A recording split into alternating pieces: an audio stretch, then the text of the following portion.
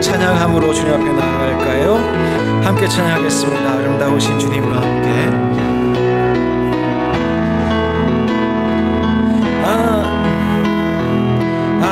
아름다우신 주님과 함께 샘솟는 그 사랑 누리네. 주 내 안에 나 주 안에 주 사랑 날 새롭게 해. 나는 주의 사랑 주 내 사랑 우리의 사랑을 노래하네. 주 내 기쁨 나 주의 기쁨 주 사랑이 나의 기쁨 나의 기쁨. 날 향한 주님의 사랑처럼 나의 사랑도 깊어가네. 주님 사랑에 눈이 멀어 세상 모든 죄와 유혹 사라지네.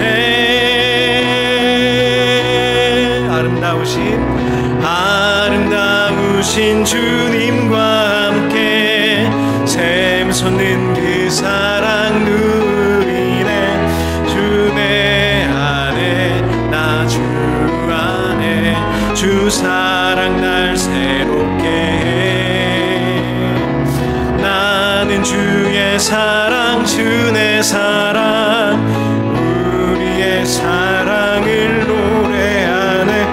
주 내 기쁨 나 주의 기쁨 주 사랑이 나의 기쁨 나의 기쁨.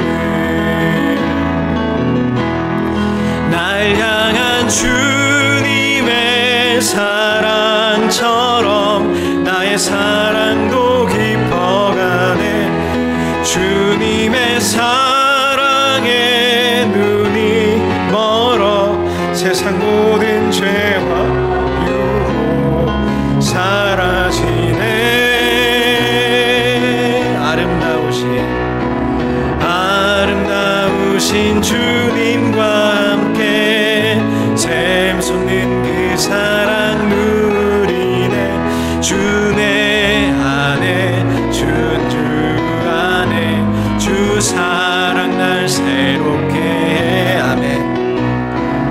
나는 주의 사랑 주 내 사랑 우리의 사랑을 노래하네. 주 내 기쁨 나 주의 기쁨 주 사랑이 나의 기쁨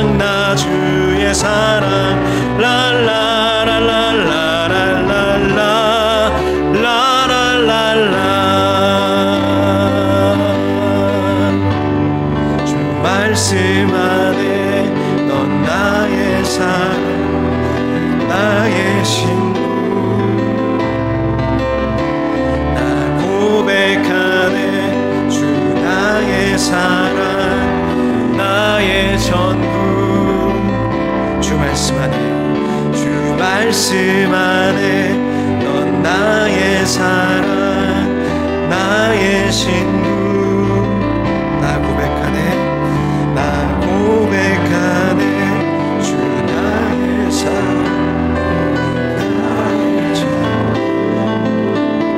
네. 우리 다 자리에서 일어나실까요? 일어나셔서 좌우의 분들과 인사하시겠습니다. 잘 오셨습니다. 사랑합니다. 오랜만입니다. 어떤 분들은 네. 함께 찬양하겠습니다. 사랑의 나눔 사랑의 나눔 있는 곳에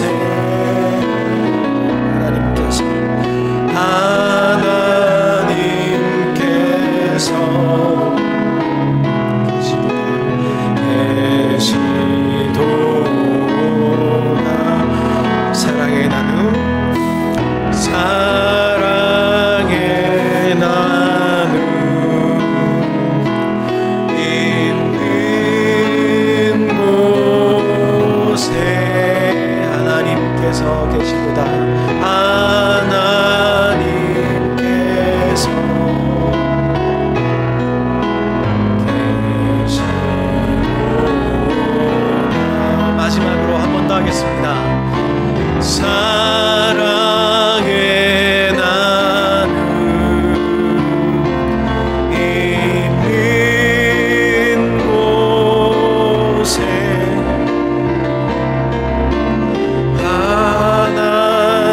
하나님께서 계시도다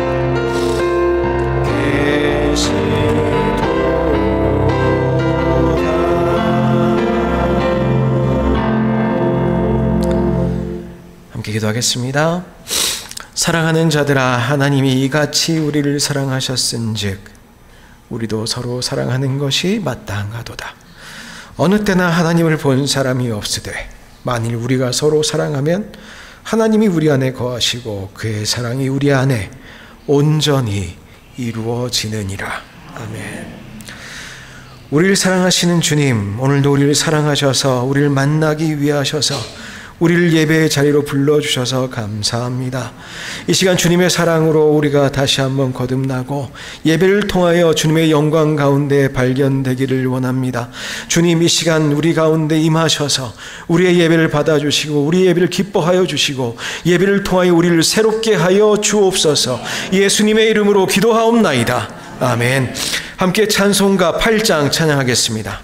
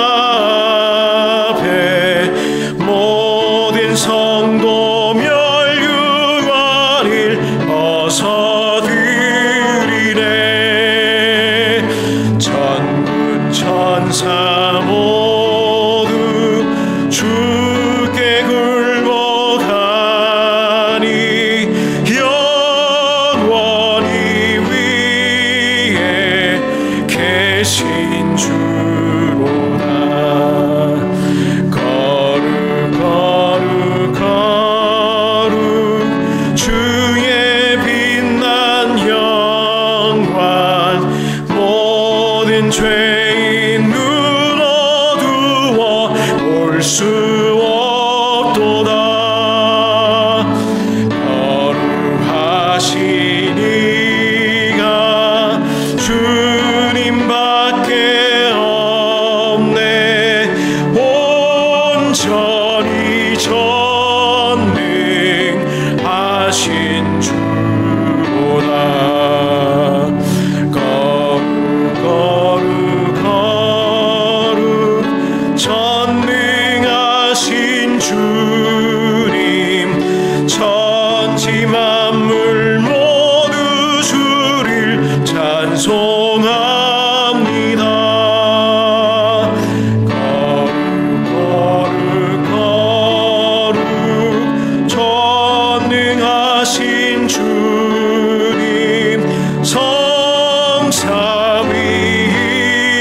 이제 우리 주로다.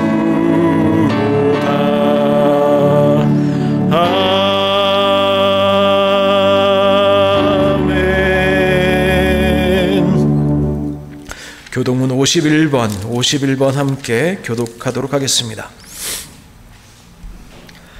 여호와께 감사하라. 그는 선하시며 그의 인자하심이 영원하미로다.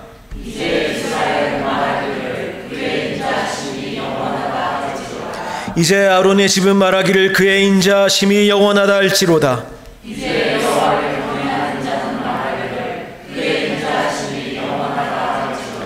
내가 고통 중에 여호와께 부르짖었더니 여호와께서 응답하시고 나를 넓은 곳에 세우셨도다.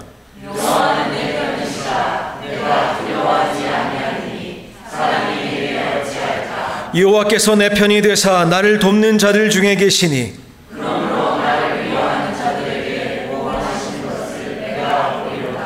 여호와께 피하는 것이 사람을 신뢰하는 것보다 나으며 여호와께 피하는 것이 고관들을 신뢰하는 것보다 낫도다.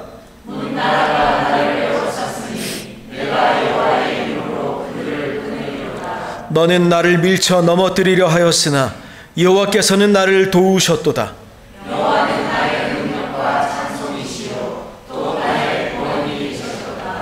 아멘. 사도신경으로 우리의 신앙을 함께 고백하겠습니다. 나는 전능하신 아버지 하나님 천지의 창조주를 믿습니다.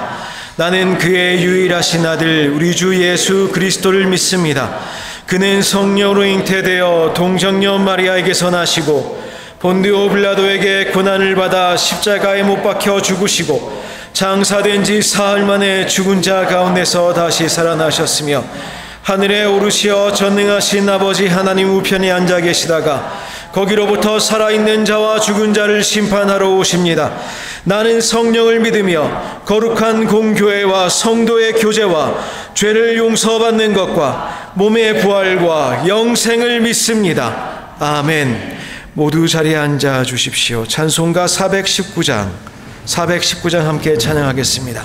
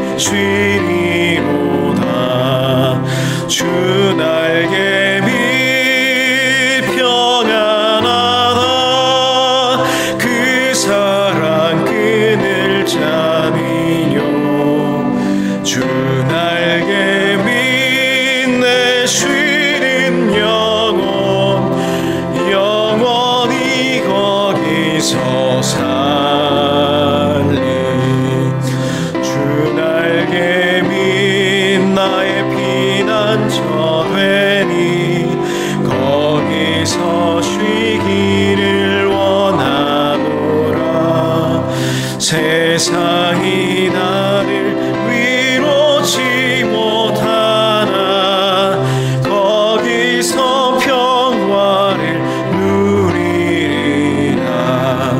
주 날개 위 평안하다. 그 사랑 그늘 자니요. 주 날개 위 내 쉬는 영혼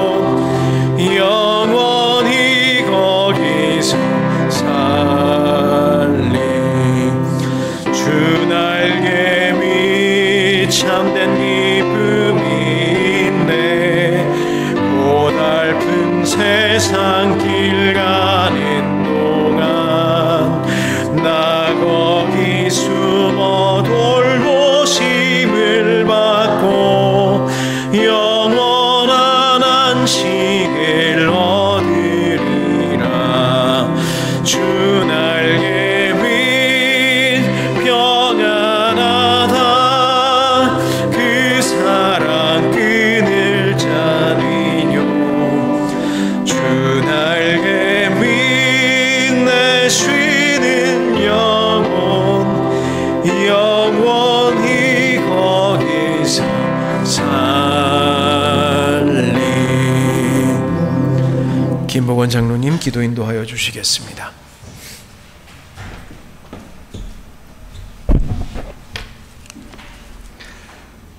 거룩하신 하나님 아버지, 지난 한 주간도 세상의 달콤한 유혹에서 지켜주시고 오늘 귀한 예배의 자리로 불러주셔서 우리 함께 예배드리게 하심을 감사합니다. 저희가 이 자리에 모이게 하심은 주님의 사랑과 은혜임을 고백합니다. 늦은 비와 이른 비로 우리의 부족함을 채워주시는 하나님 아버지 참으로 감사합니다. 우리가 예배에 집중할 때 세상의 근심, 걱정, 복잡한 생각들 사라지고 하나님을 만나는 귀한 시간 되길 원합니다. 지난 한 주간의 세상의 삶을 뒤돌아보면 하나님의 나라와 의를 구하지 않고 세상의 욕심과 세상의 관심이 너무 많았습니다. 주님의 말씀 저버리고 세상의 가치에 따라 살았던 저희들의 어리석함을 불쌍히 여겨주시고 용서하여 주옵소서. 오늘 이 주일 예배가 주님의 임재로 가득하게 하시고 주님의 말씀과 성령님의 인도하심으로 영적인 예배가 충만케 하여 주옵소서. 우리 아름다운 교회의 구성원 각 기관 각 구역을 주님 살펴주시옵소서. 사람을 세워 서신 하나님 아버지, 부족한 저희를 각자의 자리에 세워주셨으니 낮고 겸손한 마음으로 묵묵히 이름 없이 빛도 없이 충성하게 인도하여 주옵소서. 마귀의 시험과 나쁜 험담과 비판에도 잘 이겨내어 교회의 사명을 잘 감당할 수 있게끔 하옵소서. 교회 안에서 모든 일에 기도와 간구로 하나님의 뜻을 구하며 교회의 성장을 위하여 우리 모두 힘을 모으게 하옵소서. 우리가 이방인으로서 이 땅에 살아갈 때 오직 주님만 바라보며 어떠한 시련이 와도 어떠한 고통이 와도 담대히 승리하게 하옵소서. 9월 첫째 주는 무결석 주일로 우리가 집중하고 있습니다. 또 9월 16일은 재직 수련회가 있습니다. 이 모두가 순적하게 잘 진행되게 도와주옵소서. 이로 인해 교회가 성장되고 우리의 신앙이 성숙되게 하옵소서. 우리 성도들 중에 육신의 질병으로 병중에 있는 이들이 있습니다. 주님의 치유의 손길을 벗쳐주시옵소서. 마음이 상한 이들이 있습니다. 위로와 회복으로 시켜주시옵소서. 또한 우리들의 가정과 직장을 주님의 평화로 다스려 주옵소서. 오늘 우리 담임 목사님 말씀 전파하실 때 그 입술로부터 나오는 생명의 말씀을 통하여 은혜의 시간, 감동의 시간, 우리가 변화되는 시간 되게 하옵소서. 이 모든 말씀 우리를 구원하신 우리 구주 예수 그리스도 이름으로 기도드렸사옵나이다. 아멘.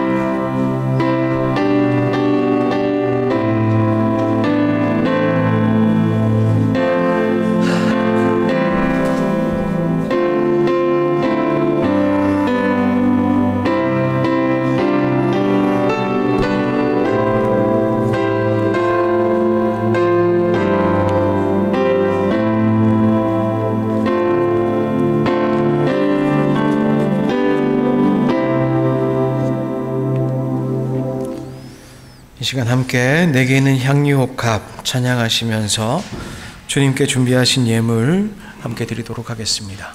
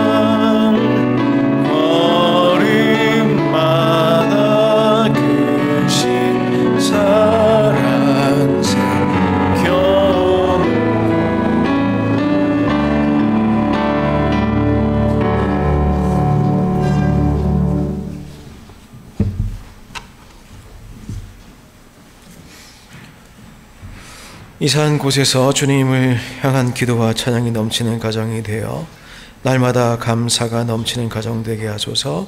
하나님의 영광이 가득한 가정을 가까워갈 수 있도록 지혜를 주시옵소서. 주님과 동행하게 하소서. 한국 모든 일정 가운데 은혜로 인도하여 주심을 감사드립니다.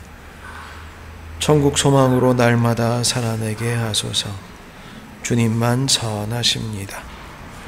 함께 기도하겠습니다. 사랑의 하나님, 감사합니다. 이 시간 귀한 것 준비하여 구별하여 주님 앞에 드립니다. 아버지 하나님, 사랑으로 받아주시고 기뻐하여 주시고 주님의 기쁘신 뜻을 위하여 사용하여 주옵소서.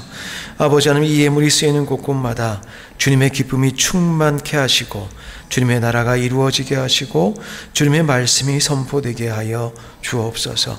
우리의 삶에 동일한 은혜 허락하시어서 우리의 삶에 주님의 기쁨 충만하게 하시고 주님의 나라 세워지게 하시고 주님의 말씀대로 살아가는 능력이 우리의 삶을 통하여 일어나도록 역사하여 주옵소서. 우리 교회의 아버지 하나님, 많은 성도들 주님 기억하여 주시고 눈물로 기도할 때마다 주님 함께하여 주시고 위로하여 주시고 응답하여 주셔서 이 세상 가운데에서 홀로 있지 아니하고 주님 도우심으로 이겨낼 수 있도록 날마다 주님과 동행하도록 참으로 평안하도록 역사하여 주옵소서. 예수님의 이름으로 기도하옵나이다. 아멘. 네, 교회 소식 전하도록 하겠습니다. 아름다운 교회 오신 여러분들 주님의 이름으로 환영하고 또한 축복합니다. 2부 예배 후에 원래 제자반이 있어야 되는데요. 오늘 하루 방학하겠습니다. 저희들 신체의 어려움이 여러분들이 지금 경험하고 계셔서 조금 쉬시고 다음 주에 제자반 또 있습니다. 다음 주에 좀 열심히 또 한번 모이도록 하겠습니다. 9월 16일 화요일에는 재직 수련회 있습니다. 우리 함께 모여서 같이 교회에 대해서 또 그리스도인의 됨에 대해서 또 직분을 받은 것에 대해서 함께 좀 생각하고 훈련받고 또 함께 이야기를 나누는 시간 가지도록 하겠습니다. 9월 첫째 주일 9월 7일 전교인 출석 주일로 지키게 됩니다. 위에서 기도해 주시고 구역별로 우리 성도들 함께 마음 모아서 잘 준비하여 주시면 좋겠습니다. 은혜로운 한 주 계속되기를 원합니다. 그 외의 내용들 주보를 참조하여 주시고 혹시나 여러 가지 변동사항이 있을 수 있습니다. 이게 바람직한지는 모르겠는데요. 사실 9월에 저희 성도들께서 많은 분들이 한국을 가시거나 출장을 가시거나 뭐 그런 일들이 잡혀 있는 것으로 보입니다. 혹시나 변동사항이 있을 수도 있습니다. 카톡을 통해서 광고가 갈 때에 변동이 없을 수도 있습니다. 그건 알 수 없는 일인데 함께 기도하고 그렇게 주님의 지혜를 구해서 혹시나 광고가 나갈 때에 여러분들께서 잘 반응하여 주시고 또 마음을 잘 모아주시면 더욱 은혜롭지 않을까 싶습니다. 위에서 많이 기도해 주십시오. 오늘 주신 하나님의 말씀 함께 살펴보겠습니다. 호세아서 2장의 말씀입니다.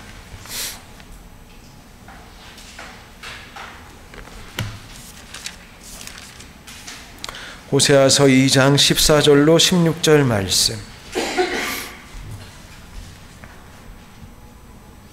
다 차신 줄 알고 제가 봉독하도록 하겠습니다.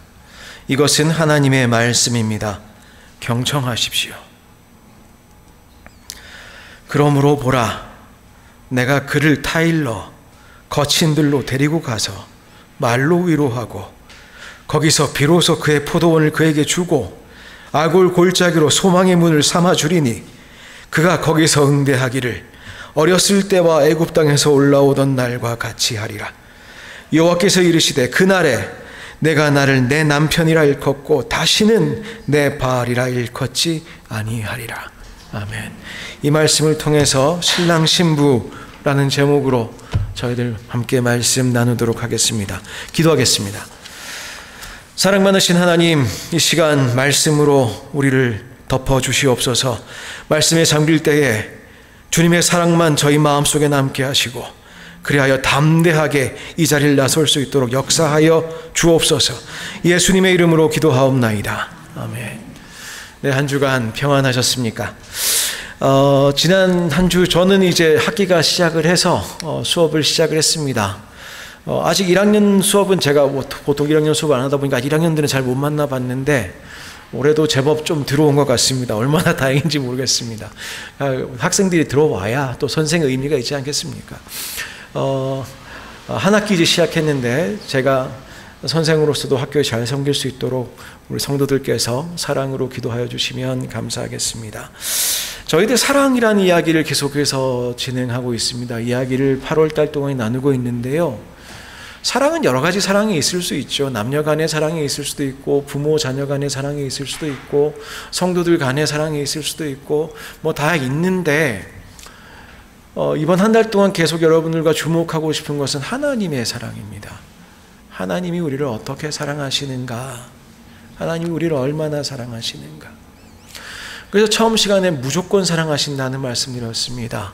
우리에게 무슨 조건이 있어서, 우리가 뭘 잘해서, 아니면 우리가 뭔가 굉장한 사람이 되어서 인격적으로 성장해서 그래서 우리를 사랑하시는 게 아니라 주님께서 그냥 사랑하신다고 말씀을 드렸습니다. 그리고 우리는 가끔가다 그 사랑을 까먹는데 하나님께서 기억하신다는 말씀도 드렸습니다. 하나님께서 기억하시고 하나님께서 우리를 사랑하여 주신다고 말씀드렸습니다. 우리는 가끔 하나님 까먹습니다. 근데 하나님은 우리를 잊지 않으십니다.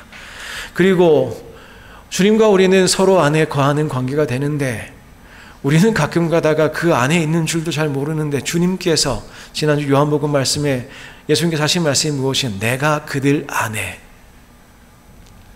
주님의 결단이 그 기도를 통해서, 하나님께 드리는 기도를 통해서 저희를 다시 한번 생각해 볼 수 있었습니다.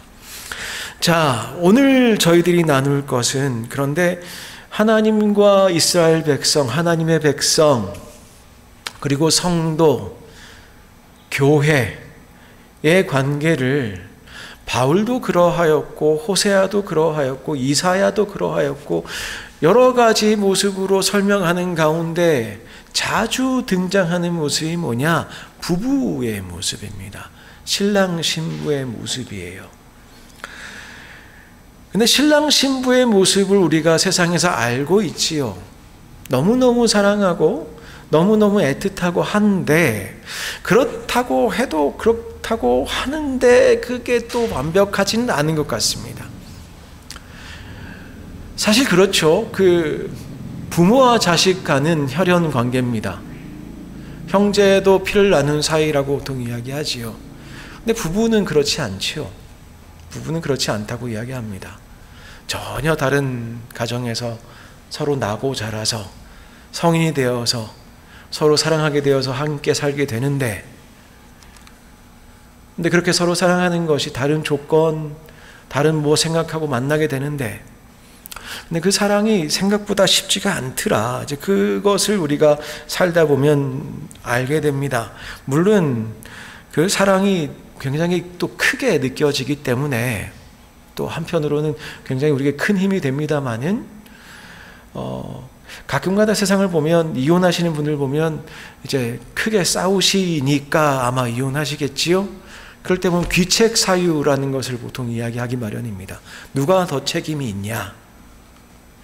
근데 하나님과 우리 사이를, 이스라엘 백성과 하나님과의 관계를, 교회와 하나님의 관계를 부부 관계라고 생각하고 그 관계가 깨어졌다고 생각할 때에 귀책 사유가 누구에게 있겠습니까? 하나님은 무조건 우리를 사랑하시고, 하나님 우리를 기억하고 사랑하시고, 하나님 아들 되신 예수님께 우리 가운데 오셔가지고 마지막 십자가 지기 전에 하신 기도가 내가 그들 안에 있게 해주십시오 라고 하나님께 기도했다면, 하나님과 우리 사이의 관계의 깨어짐은 누구의 책임이 있겠습니까? 100% 우리죠. 100% 우리죠. 그 사랑이 회복되는 것 어떻게 가능한가? 우리는 이제 그런 이야기 합니다. 하나님께 회개하면, 하나님께 돌아가면. 근데 탕자의 모습에도 보셨겠습니다만은, 탕자는 돌아왔습니다만 이미 아버지는 그를 사랑으로 기다리고 있었음을 저희들이 볼 수 있었습니다.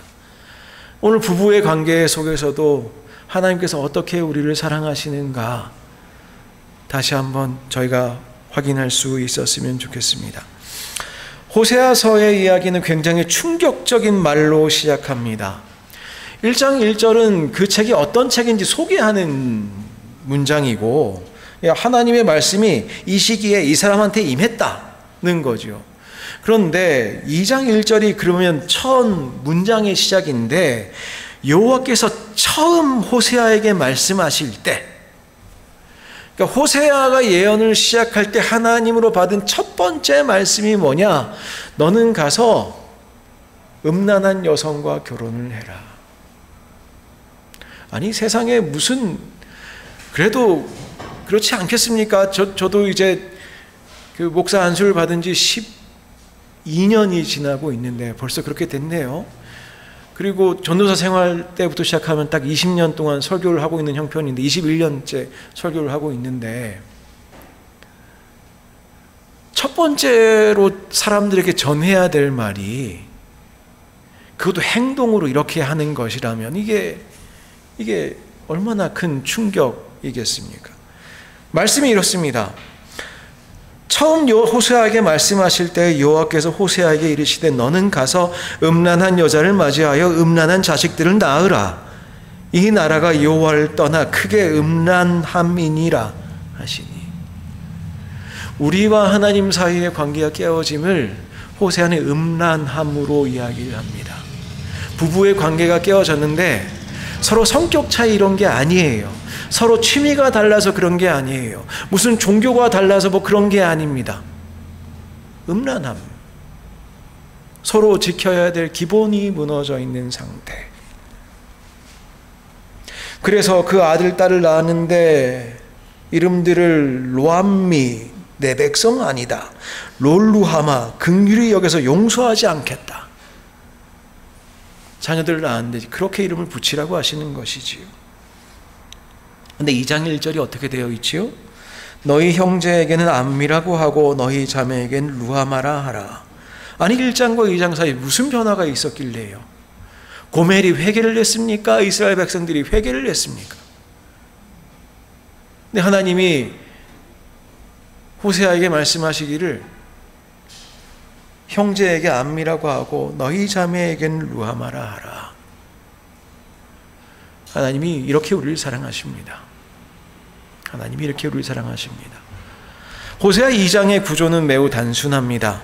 두 파트로 나누어져 있는 것 같아요. 그래서 2장 2절로부터 13절까지의 이야기는 패역한 이스라엘을 징계하시겠다는 말씀이고, 14절부터는 그럼에도 불구하고 이 사랑을 회복시키시겠다는 것을 말씀하십니다. 2장의 내용을 전반부를 만약 징벌이라고, 징계라고 한다면은 후반부를 회복이라고 할 수 있겠고, 두 부분을 다 공통하는 한 단어가 있다면 그것은 사랑이라 할 것인데, 그렇다면 전반부는 징벌적 사랑, 후반부는 회복적 사랑, 뭐 그렇게 생각해 볼 수 있겠습니다. 만약 잘못된 길을 가고 있다면 바로잡기 위해서 징계가 필요하지요. 사랑에는 그런 부분도 분명히 있습니다. 그런데 만약 그게 징벌로만 끝이 나면 그것이 사랑이 될 수 있겠습니까? 여러분이 자녀를 사랑하시지요. 자녀가 잘못했습니다. 징계하셔야지요. 혼내셔야지요. 근데 징계만 하시면 그것이 아버지의 사랑, 어머니의 사랑이 되겠습니까? 하나님이 우리에게 징계하실 때가 화나실 때 있지요. 분노하실 때 있지요. 하나님 근데 무엇을 하기 원하시는 것입니까? 그러나 먼저 패역한 자들의 앞길을 막아셔야 되는 것은 맞습니다. 6절에서 13절까지는 이를 구체적으로 보여줍니다. 6절입니다. 내가 가시로 그 길을 막으며 담을 쌓아 그로 그 길을 찾지 못하게 하겠다.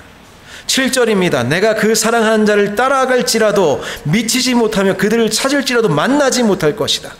그들이 본 남편에게 돌아갈 것이다. 길을 막고 찾지 못하게 하시겠다고 하십니다. 길을 잃고 바알을 만나지 못하게 하시겠다고 하십니다. 흉년이 들게 하고 이불을 또 없도록 만들겠다고 하십니다. 희락이 사라지고 명절을 패하게 하시고 농가 밭을 황폐하게 하시고 벌을 주신다고 합니다. 죄의 길을 막으시겠다는 거지요. 죄의 길을 막으시겠다는 거지요. 죄악된 길을 가는 자녀를 내버려 두는 것, 침묵하는 것, 그것은 훌륭한 사랑이 될 수 없습니다. 물론 참고 기다리고 그런 모습이 우리 부모에게 있어야겠지요. 부모된 사람들에게 있어야겠지요. 근데 우리 하나님께서는 참고 기다리고도 계시면서도 동시에 죄의 길을 막아주고 계십니다. 그 앞길을 막는 그 징계는 결코 심판이 아니라 사랑이라는 것을 아시면 좋겠습니다. 사랑한다면, 주님께서 우리를 사랑하신다면 주님께서 우리를 막으실 것입니다. 우리가 가고 싶어하는 길을 막으실 것입니다. 우리가 누리는 것을 막으실 것입니다. 우리가 좋다고 생각하는 것을 막으실 것입니다. 만약 그것이 죄라면 막으실 것입니다. 그래야 됩니다. 그러셔야 됩니다.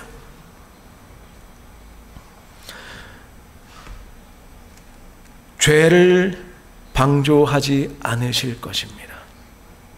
그러나 동시에 그 징계가 있어도 만약 회복이 없다면, 만약 주님께서 우리를 다시 서게 하지 않으신다면 그것은 처벌에 불과할 뿐, 복수에 불과할 뿐 사랑이 될 수는 없을 것입니다. 하나님께서는 오히려 우리를 회복시키시고 우리를 온전케 하십니다. 배신에 대해서 복수하는 것으로 멈추지 않으십니다. 때리고 심판하시는 것에서 멈추시는 분이 아니십니다. 오히려 이때부터 얼마나 불가능한 용서가, 얼마나 불가능한 사랑이 우리에게 부어지는지를 우리는 보게 됩니다. 주님의 사랑은 완전합니다.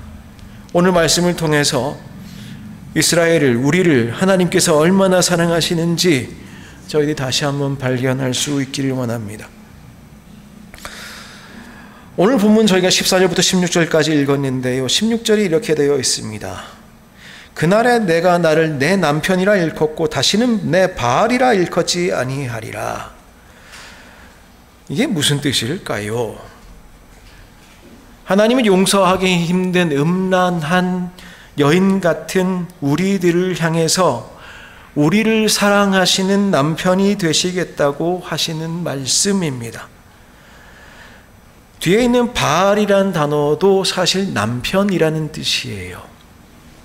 바알이 고유명사로 쓰이면 우상 바알이 되고 보통 명사로 쓰이면 남편이 됩니다. 그런데 앞에 있는 남편이라는 단어는 마찬가지로 고유명사인데 주로 호칭에 가까운 단어입니다. 이시라는 단어인데 그게 뭐냐? 여보, 당신, 이런 뜻에서 남편입니다. 애칭, 사랑하는 이름이죠. 이 말 차이엔 어감이 분명히 있습니다. 주님께서는 음란한 여인과도 같은 이스라엘 향해서 내가 그대와 여보 당신 하는 사이가 될 것이다 라는 것이지요. 이런 관계에서의 남편입니다. 서로 사랑하는 모습에서의 남편입니다. 하지만 후자는 무엇이냐? 바알로서의 남편은 무엇이냐? 여자를 소유하는 남자로서 법적 권리를 가진 남편을 의미합니다. 옛날에는 여성은 남성의 소유에 가까웠지요. 성경은 그렇게 가르치지 않습니다만은 사회적으로 그러하였습니다. 즉 우리 위에 군림하는 왕으로서 계실 수 있는 분인데 우리와 관계를 회복하시는데 단순히 위에서 우리를 소유하시는 분으로 계시는 것이 아니라 주종관계로만 남아 계신 분이 아니라 그분이 우리의 왕이신데 우리와 사랑을 나누는 연인 관계로 우리를 사랑하시겠다는 말씀이지요. 이게 가능한 이야기인가? 여러분들 만약 그렇죠. 옆에 있는 분들 생각하시면 안 될 것 같고 우리 가정하셔야 될 것 같습니다. 어떤 부부가 있어요. 남편이 바람이 났습니다.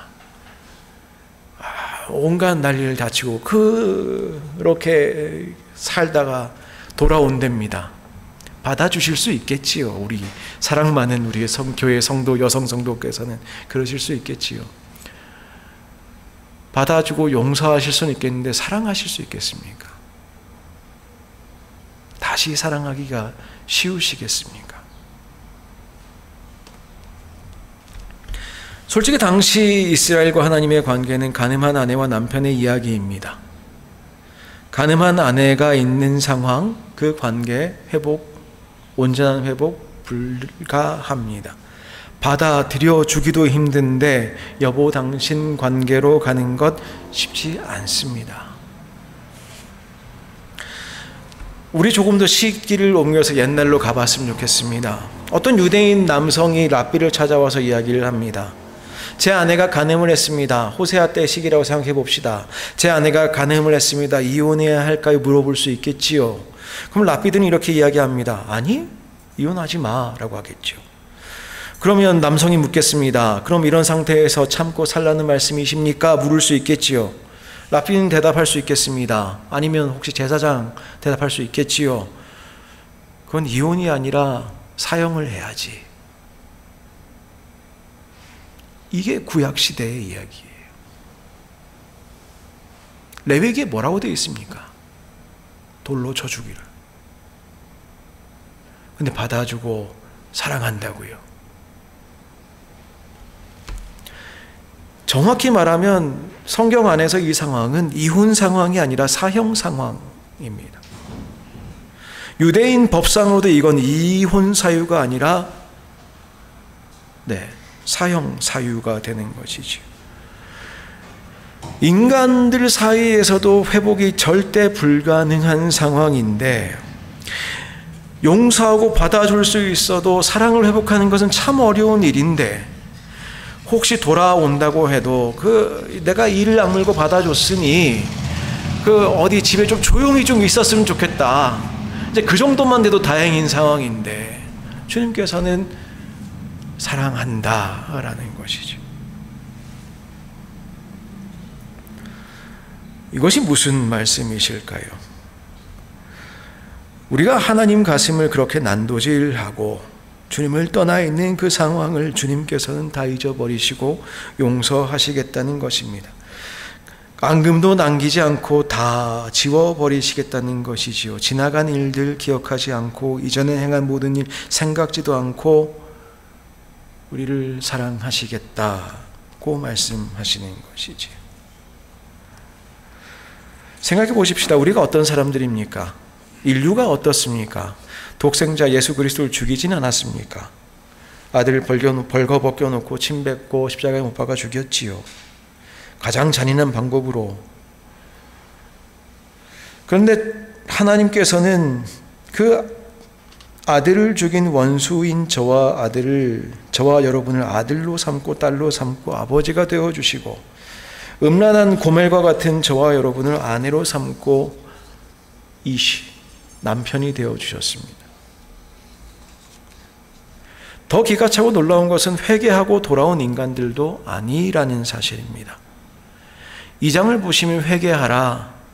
그러면 내가 사랑하겠다. 그런 말씀도 없으세요. 2절에서부터 13절 보시면 하나님께서 징벌하시고 징계하시고 길을 막겠다고 하시는데 14절부터 회복을 선포하시면서 보시면 어떠한 조건도 없습니다. 그런데 14절 어떻게 시작하시오? 그러므로 내가 그렇게 하지만 그러므로 보라 내가 그를 타일러 거친 들로 데려가서 말로 그를 위로하겠다. 우리가 주님을 사랑해서 돌아가는 것이 아니라 주님께서 우리를 찾아오셔서 우리를 회복시키신다는 것입니다. 타이른다라는 말이 무슨 뜻일까? 이거는 우리가 말로 타이르는 것은 뒤에 말로 위로하고가 있고 타이른다는 것은 등을 툭툭툭 치는 것과 같은 그런 행위에 가까운 말입니다.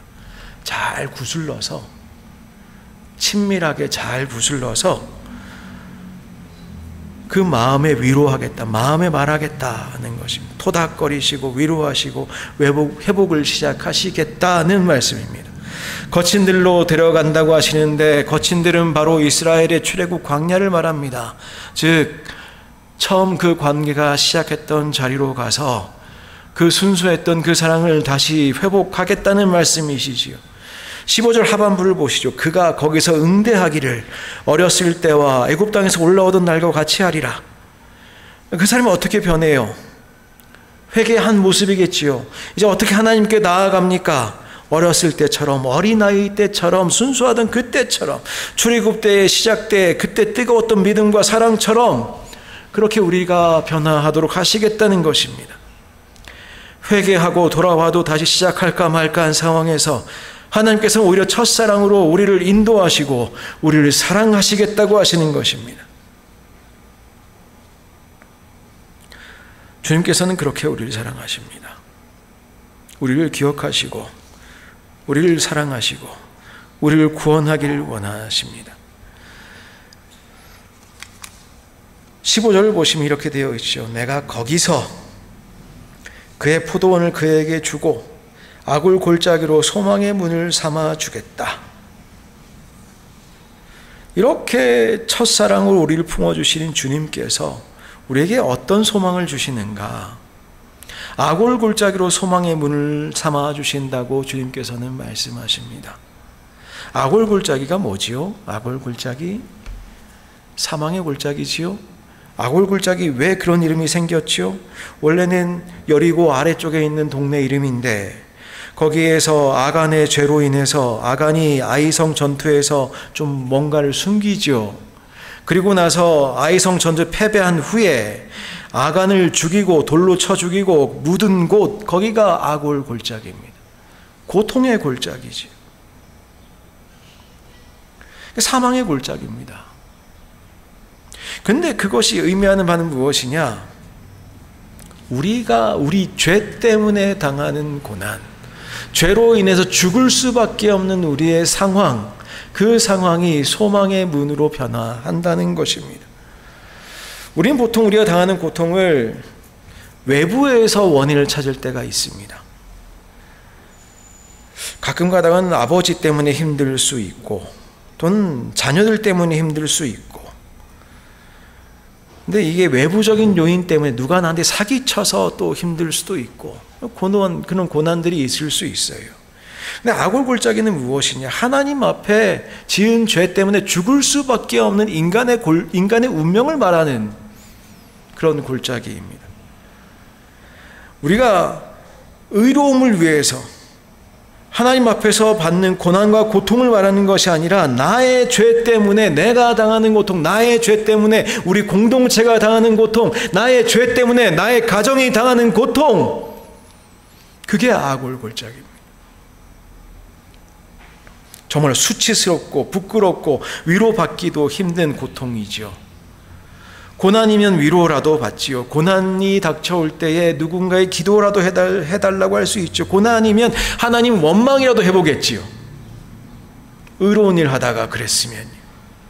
근데 죄로 인하여 당하는 수치와 고통이라면은 무슨 염치로, 무슨 생각으로, 무슨 마음으로 속으로 남 앞에서 누가 욕하면 어떡하나, 하나님 앞에서 다 아무것도 할 수 없고 남편 자랑, 자식 자랑, 집안 자랑 다 할 수 없는 상황, 속 썩는 것 참을 수밖에 없는 상황, 지은 죄가 있어 원망도 못하고 흐느낄 수밖에 없는 그 삶, 그것이 아골 골짜기인 것이지요. 근데 주님께서는 말씀하십니다. 사랑을 회복하고 그 상황 속에서도 아무리 그런 고통으로 나로 인한 문제를, 나의 죄 때문에 인한 그 고통 속에서도 우리가 하나님의 사랑으로 회복될 때에 소망의 문이 될 것이라는 것입니다. 여러 가지 어려움 가운데 우리가 살아갑니다. 물론 나의 죄뿐만 아니라 여러 가지 사회적 상황 때문에 우리가 고통당하기도 합니다. 어찌할 바를 모를 때도 있습니다.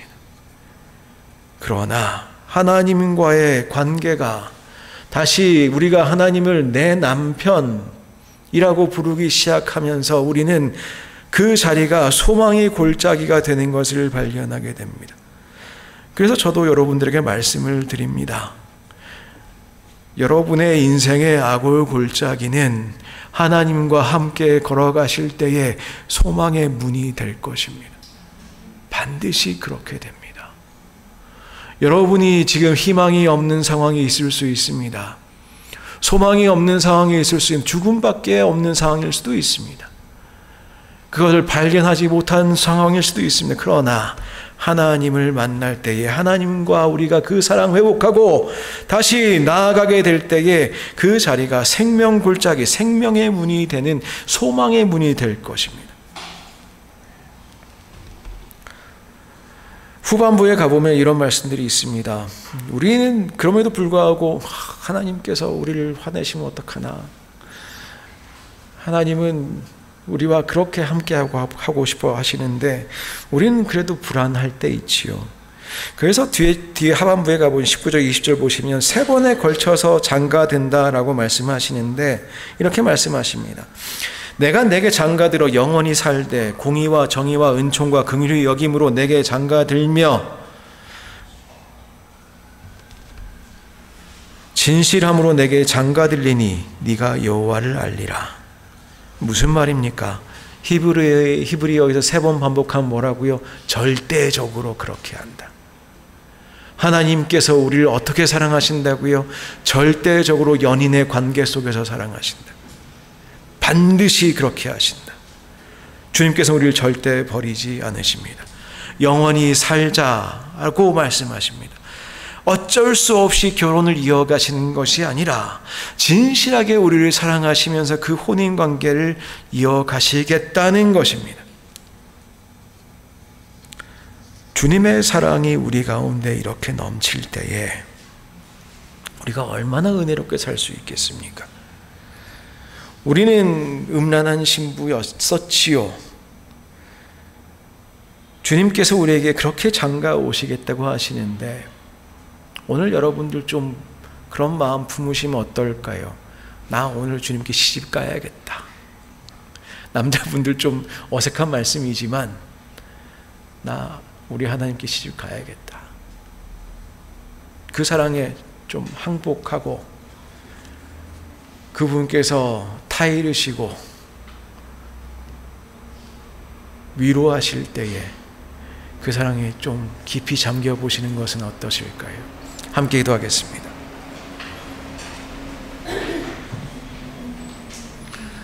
사랑 많으신 하나님 감사합니다. 주님의 성실로, 주님의 신실하심으로, 주님의 진실하심으로 우리와 함께하여 주셔서 감사합니다. 우리를 절대로 버리지 않으시는 주님, 우리가 그 주님과 함께하는 사랑을 회복해 하도록 역사하여 주옵소서. 그 사랑 안에서 우리가 참으로 우리 인생의 소망의 문을 다시 발견하도록 역사하여 주옵소서. 예수님의 이름으로 기도하옵나이다. 아멘. 오늘 결단의 찬양으로 우리 함께 신부 찬양하겠습니다. 모두 자리에서 일어나 주십시오.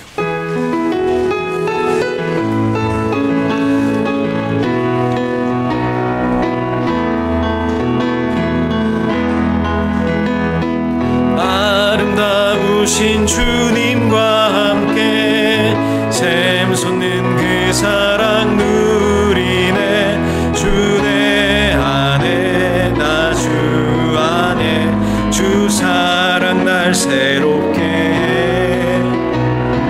나는 주의 사랑 주 내 사랑 우리의 사랑을 노래하네. 주 내 기쁨 나 주의 기쁨 주 사랑이 나의 기쁨 나의 기쁨. 날 향한 주님의 사랑처럼 나의 사랑도 깊어가네. 주님의 사랑에 눈이 멀어 세상 모든 죄와 유혹 사라지네.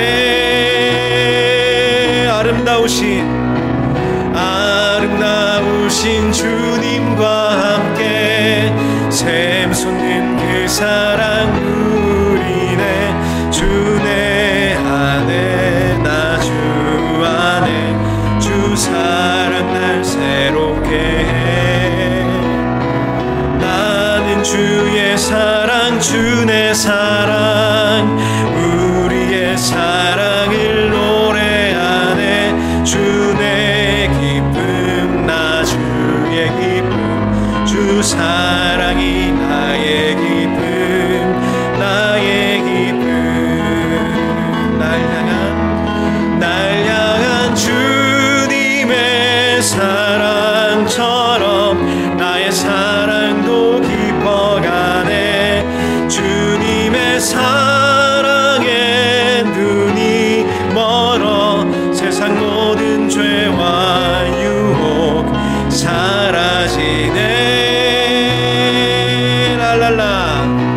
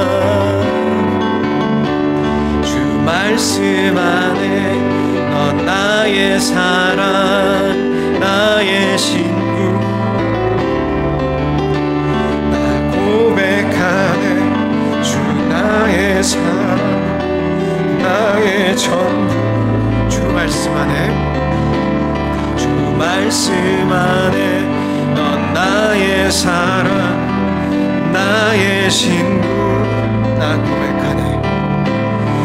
고백하네 주 나의 사랑 나의 전부 주 말씀 안에 주 말씀 안에 넌 나의 사랑 나의 신부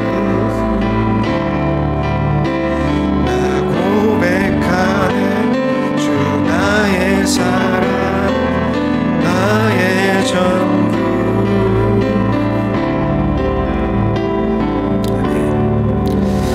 파송의 말씀드립니다. 여러분을 세상으로 파송합니다. 그런데요, 주님의 사랑 안으로 파송합니다. 주님의 사랑 안으로 나아가십시오. 이번 한 주간도 주님께서 여러분을 많이 사랑하여 주실 것입니다.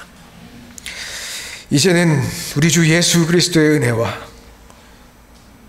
하나님 아버지의 크나크신 사랑과 성령님의 친밀하신 교제가 주님의 사랑으로 충만한 인생 살아가기를 갈망하며 또 그렇게 살아가기로 결단하는 모든 성도들 위해 그들의 삶의 자리와 가정과 자녀들과 일터 위에 이 땅 멕시코와 우리 조국 대한민국 위에 이제부터 영원까지 함께 계시옵기를 간절히 축원하옵나이다. 아멘.